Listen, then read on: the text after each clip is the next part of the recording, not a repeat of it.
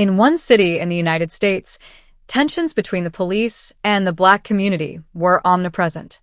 Incidents of abuse of power and discrimination had become daily realities for many residents, creating a climate of mistrust and fear. The voices of those who were victims of this system were often silenced, and stories of traumatic encounters with the police circulated on the streets like urban legends. In this tumultuous context, Samuel, the governor, knew that it was essential to understand the realities that his fellow citizens faced day after day. Aware that political decisions would not be enough to resolve these problems, he wanted an authentic experience. To do this, he had developed a daring plan: live a day as an ordinary man, immersing himself in the lives of the citizens he was charged with serving. Samuel understood that to make meaningful change, he must first learn about the daily challenges, fears, and hopes of his community. With the help of a small trusted team, made up of close collaborators and friends, he prepared for this experience. They had discussed at length how best to approach the day, agreeing that discretion was paramount. Samuel dressed simply, opting for a worn t-shirt, faded jeans, and an old jacket, a choice that made him unrecognizable from the governor's polished image. This change of outfit symbolized his desire to detach himself from the privileges associated with his status. To blend in even more with the crowd, he chose to drive an old sedan, an unattractive vehicle that would attract no particular attention. Samuel knew this choice was crucial. He wanted to escape the constant surveillance and prejudice that accompanied him as a public figure. He intended to meet people, listen to their stories, understand their struggles, all while presenting himself as an average man. On the morning of the big day, a ball of excitement mixed with apprehension formed in his stomach. As he left home, he felt the weight of his decision, but he was determined to learn valuable lessons from it. As he walked the streets of his city, he observed the tired but resilient faces of the people around him.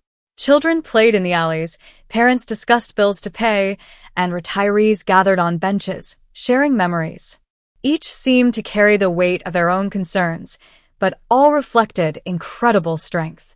His first stop was a small cafe, a popular place where locals came to eat breakfast and exchange news. As he entered, he was struck by the warm atmosphere inside. The children's laughter and screams echoed through the air, creating a sense of community. Samuel sat at a table, trying to blend in. He began to listen to the conversations around him, absorbing the life stories and experiences of others. Little by little, he realized to what extent daily life was punctuated by constant challenges. Discussions about unemployment, rising rents, and tensions with the police were in the air. A man sitting next to him shared his experience of a violent arrest. "They don't even see us as human beings," he explained, his face marked with anger and sadness. Samuel listened attentively, aware that these testimonies would help him better understand the reality of his fellow citizens. As he sipped his coffee, he felt a mixture of anxiety and determination. He knew this day would not be without risks. As a Black man in a society where skin color could be synonymous with distrust, he was aware that every gesture, every interaction could be scrutinized. However, he was determined to see this experience through to the end. He wanted to understand what it meant to live under the weight of prejudice and distrust. The atmosphere in the cafe suddenly changed when Officer DuPont, a police officer known for his authoritarian behavior, entered the establishment. Samuel felt a palpable tension in the room. The conversations died down, and all eyes turned to the policeman. Samuel knew he had to stay calm, but doubt was creeping into him. What would happen if he was recognized? What would happen if DuPont decided to interrogate him, demean him, or even treat him like a criminal simply because he was Black? Agent DuPont, scanning the room, walked towards Samuel. "What are you doing here?" he asked with an unpleasant tone. Samuel, trying to remain calm, politely replied that he was just coming for coffee. DuPont, skeptical, looked him up and down, his distrust palpable. "You don't look like a local." "You must have something to hide," he snapped, ignoring Samuel's dignity. At that precise moment, Samuel's heart began to pound.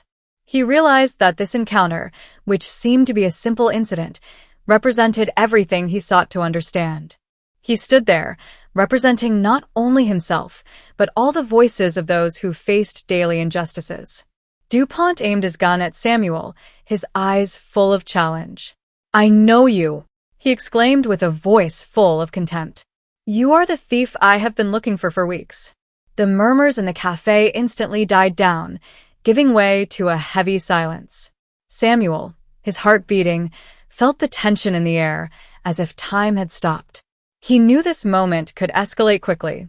The look that DuPont gave him was full of prejudice and hostility, and he understood that, for the policeman, his skin color was more than a simple detail. It was a reason for suspicion. Samuel, realizing the seriousness of the situation, took a deep breath to try to remain calm. "Look, I don't know what you're talking about," he began in a measured voice, his mind working for words that could defuse this explosive situation.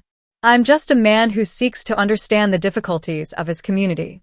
I didn't do anything wrong." DuPont did not listen to him. He was too carried away by his own conviction, too blinded by his prejudices to hear the truth. The last time this guy was seen was in this neighborhood, and he robbed a store. "You look like a man who is hiding. I'm not going to let you go." At this point, the cafe's patrons began to murmur, some taking out their phones to film the scene. Samuel could see the worried faces, the supportive looks, but also the palpable fear in the atmosphere. A woman, sitting at a nearby table, stood up to defend Samuel. "He's not doing anything wrong. He is not a thief." But DuPont remained inflexible, his gun still trained on Samuel. "Everyone back," he ordered, his voice trembling with adrenaline. "I'm doing my job." Samuel realized he had to act quickly to prevent the situation from escalating into violence. Samuel, despite the palpable tension, remained discreet. He knew he must not reveal his true identity, not only for his safety, but also to understand the reality of the citizens he represented. He observed DuPont carefully, trying to detect the slightest sign of relaxation in the policeman, while remaining calm. "Listen, DuPont," Samuel tried, his voice firm but calm. "I understand that you have a job to do. But I assure you, I am not the one you are looking for." DuPont, deaf to his words, gave a meaningful look to his colleagues, two agents who had approached, visibly intrigued by the scene. "Handcuff him," he ordered in a commanding tone, his gun still trained on Samuel. "I need proof, and I'm not taking any chances." The two colleagues exchanged hesitant glances, as if wondering whether or not they should obey such an excessive order. Samuel could see the doubt in their eyes, but he knew that one bad decision on their part could have catastrophic consequences. "Please," a voice spoke from the crowd, that of the woman who had defended Samuel earlier. "You can't do it. He's not doing anything wrong." Other customers of the cafe, now preoccupied, gathered, witnesses of a situation which seemed to be slipping towards the absurd. "Shut up," DuPont barked, his face hardening under the pressure. He didn't want to give in, didn't want to appear as the one who was in the wrong. His gaze turned again to his colleagues. "Did you hear? Do it now." Samuel, aware of the seriousness of the situation, knew he had to act quickly. With a calm voice, he said, "If you handcuff me, you'll only make things worse. I can prove who I am. Let me show you." But DuPont remained impervious. "That's enough," he shouted, his hands shaking slightly, the tension making him nervous. His colleagues advanced slowly, hesitantly, as if caught between obedience to their superior and common sense. The two agents, despite their hesitations, ended up obeying DuPont's order. One of them stepped forward, handcuffs in hand, while Samuel, still calm, made no move to resist. They grabbed his wrists, cold and rigid, handcuffing him as if he were a common criminal. The metallic clank echoed in the air, amplifying the humiliation of the scene. Samuel kept his head held high, his gaze determined. He knew that, even in this unfair situation, losing his calm would only serve to make things worse. "I didn't do anything, and that will soon be known," he said softly, looking DuPont straight in the eyes. But the police officer, still convinced of his right, ignored this statement.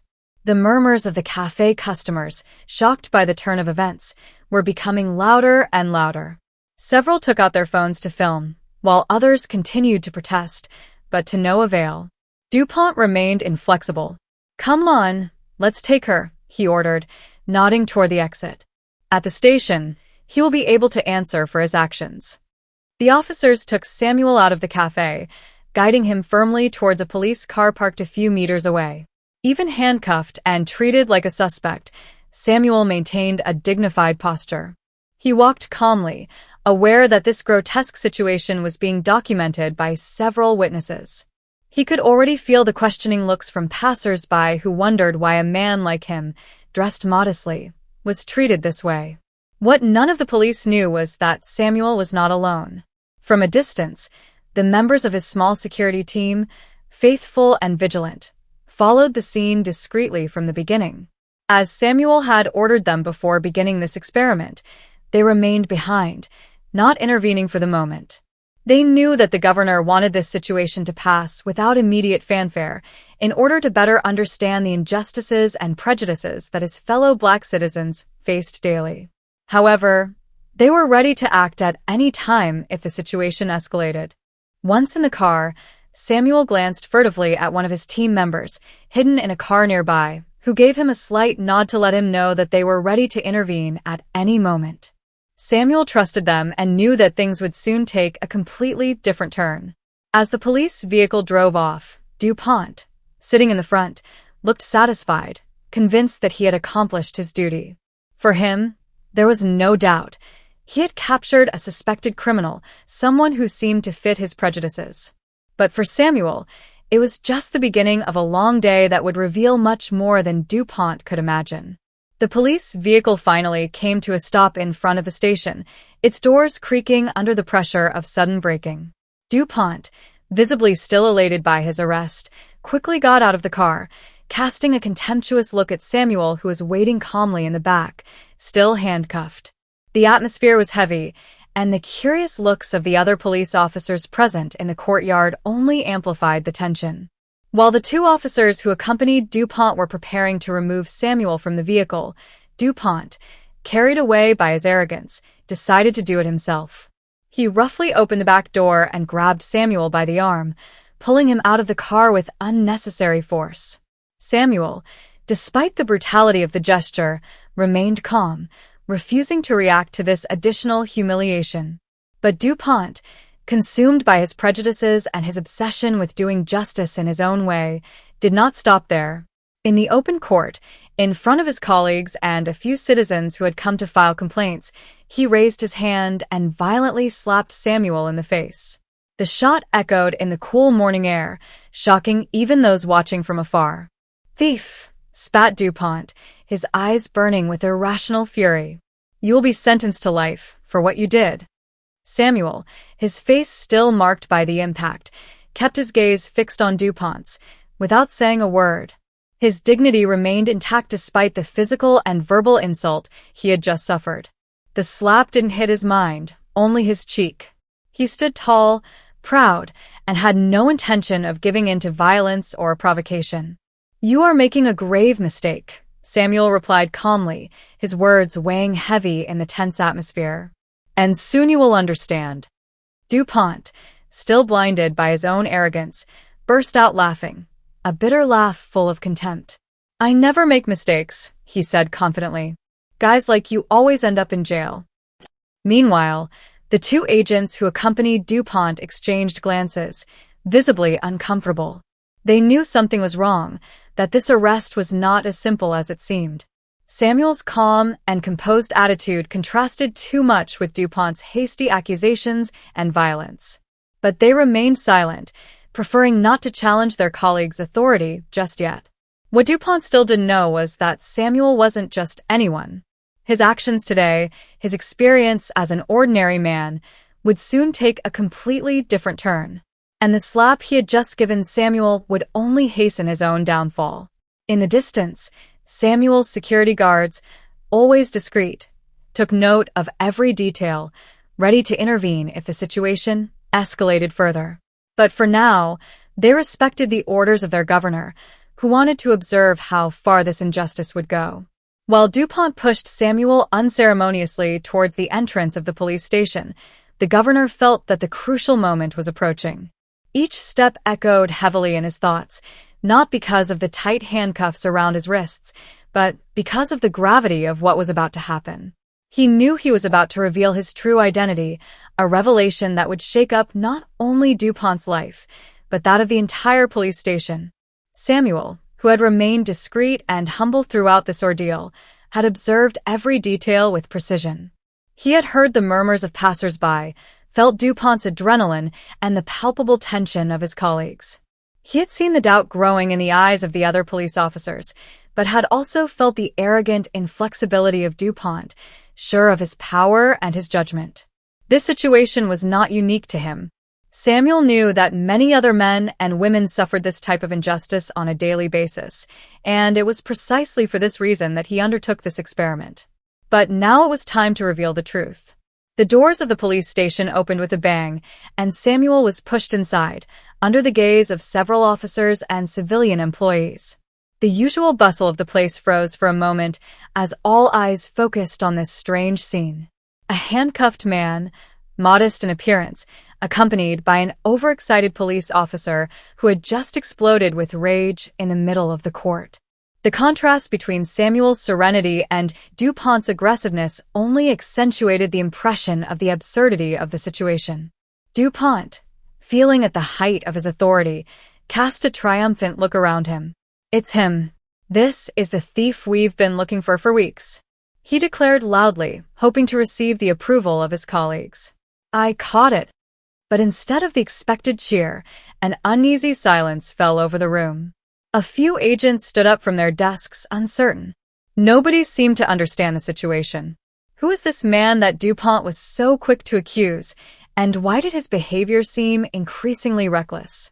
It was at this moment that Samuel, feeling that the hour of revelation had come, raised his head and said in a calm but authoritative voice, "You are making a serious mistake, DuPont." DuPont, stunned, looked at him with wide eyes. "A mistake?" He sneered. "I never make mistakes, especially not with guys like you." "You still don't know who I am, do you?" Samuel continued, a slight smile appearing on his lips. Before DuPont could respond, another officer, older and obviously more experienced, approached cautiously. He had recognized something in Samuel's face, a glimmer of authority, an aura of respect that was not compatible with the image of a simple thief. He stared at Samuel for a long time before turning to DuPont. "DuPont," he said in a deep voice, "maybe you should listen to what he has to say." DuPont, refusing to give in, violently replied, "He has nothing to say. He's a criminal, and I'm going to lock him up for good." It was then that Samuel decided it was time. He stood up, despite the handcuffs that restrained his wrists, and turned towards all the officers present. His voice rose, clear and firm, cutting off any murmurs in the room. "I am Samuel Williams, governor of this state, and what you see here is an injustice happening." The shock was immediate. The silence that followed these words was deafening. The police officers present remained frozen, some exchanging incredulous looks, others staring at Samuel as if they couldn't believe what they had just heard. The atmosphere in the police station changed in an instant, going from increasing tension to complete bewilderment. Samuel, this man whom DuPont had just dragged away like a criminal, was in fact the highest authority in the state. DuPont, for his part, seemed stunned. His face fell as his thoughts swirled. How could he not recognize this man? How could he have been so blinded by his prejudices and arrogance? He slowly realized the gravity of his mistake. It wasn't just a police blunder that he could justify with clumsy excuses. Not only had he just arrested an innocent man, but this innocent man was the governor himself. Shame and fear rose within him, paralyzing his movements, while the eyes around him now turned with disapproval. DuPont's superior, the officer who had sensed something unusual from the start, immediately rushed to Samuel. His face was pale, his eyes filled with deep worry. "Governor, I'm sorry," he stammered, his voice trembling with the weight of anguish. "We didn't know." Samuel, still calm despite the humiliation and injustice he had just suffered, looked the man straight in the eyes, his words imbued with dignity and gravity. "You don't owe me an apology. he said softly but firmly. You owe every citizen of this state an apology. If this can happen to me, imagine what others go through every day without being able to defend themselves. The officer, fully understanding the significance of this statement, nodded slowly, ashamed. Samuel's words rang with undeniable truth. The faces of the officers around him, previously detached or indifferent, began to reflect a new awareness of the systemic problem in which they were participating, sometimes without even realizing it. It wasn't just a matter between DuPont and Samuel. It was a reflection of a much deeper problem, a daily injustice that so many citizens lived in the shadows. DuPont, still frozen, struggled internally. He refused to accept the magnitude of the situation. His breathing quickened as his thoughts collided with the unforgiving reality. He had misjudged this man, like so many others before him. But this time, he couldn't get away with a simple falsified report or lame explanations. His arrogance and prejudice had cost him far more than his professional integrity. He realized that his career was probably over. While DuPont remained silent, struggling to accept the inevitable, Samuel turned to the other agents present. His gaze, imbued with gravity, swept the room with natural authority. It's not just about me or DuPont, he said, his calm voice echoing through the station. It's a question of justice. It's time we took action to ensure this never happens again. The police listened in silence, gradually realizing the importance of the governor's words. This moment would remain etched in their memories, and they understood that what they had just experienced was not a simple procedural error. It was a reflection of a culture of suspicion, abuse of power, and prejudice deeply rooted in their institution. Samuel wasn't just a man humiliated by an overzealous police officer. He represented thousands of other citizens who were unable to reveal their identities or defend themselves against unjust accusations. DuPont's superior, still next to Samuel, took a deep breath. You are right, Mr. Governor, he said in a firmer voice, resuming his role of authority. It's time to change things. Meanwhile, the doors of the police station opened again, and several men entered, looking serious and determined. Samuel's personal security guards, who had been observing the scene from a distance in accordance with their governor's orders, finally arrived at his side. Their discreet but imposing presence further heightened the tension in the room. Everyone understood that the consequences of this day would not end here. DuPont, who was now looking at the governor's guards, felt his stomach knot. He knew the repercussions would be devastating, and not just for him. The scandal would come to light, and his name would be synonymous with what the system needed to change. His pale face sank further as he finally took in the measure of his irreparable act. Samuel, for his part, stood up with dignity. Now I'm going to step aside.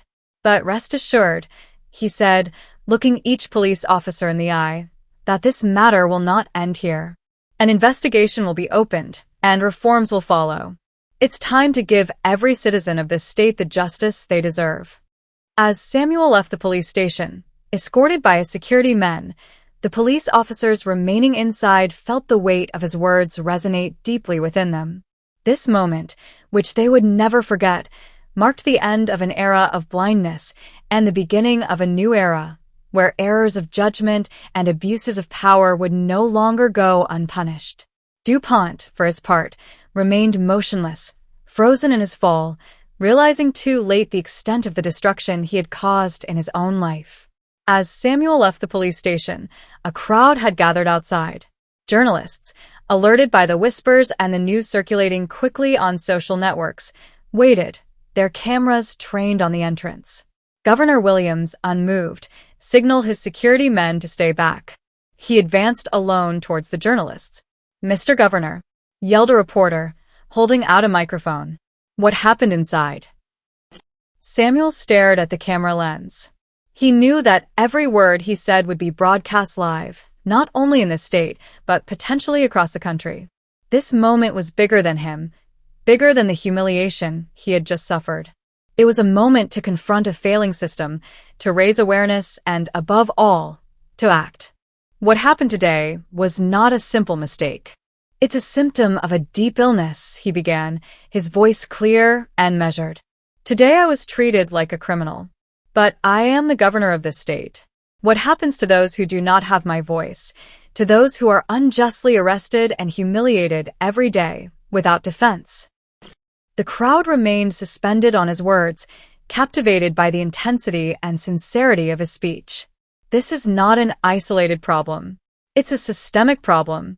And from this moment on, I promise that reforms will be undertaken. Not because I am the governor and I was a victim, but because I am a citizen like you, and this must never happen again. Journalists were frantically taking notes, their cameras capturing this decisive moment. The once silent crowd began to slowly applaud, a sign that Samuel's speech struck a chord with many. Inside the police station, DuPont stared out the window, observing the scene with growing terror. He understood that his time was over. More than a simple dismissal, it would be a public trial, an example never to be repeated. He could never go back. A few days later, the scandal made headlines across the country. The police station was put under investigation, DuPont suspended and prosecuted for abuse of power and discrimination. What began as an error in judgment would become a historic example of how a single incident could spark a wave of necessary reforms. Samuel kept his word. A series of measures were put in place to reform police practices, improve training on bias management and relations with the community. Abuses of power, previously ignored or minimized, began to be treated with new severity. The state he governed entered a period of profound transformation. But for Samuel, it was just the beginning. He had always known that power was not a privilege, but a responsibility. And from that day on, he pledged to be not only a governor, but a man of justice for all. And so, Samuel Williams' story, which began with an injustice, became the catalyst for a much larger movement, leaving an indelible mark on the fight for equality and civil rights.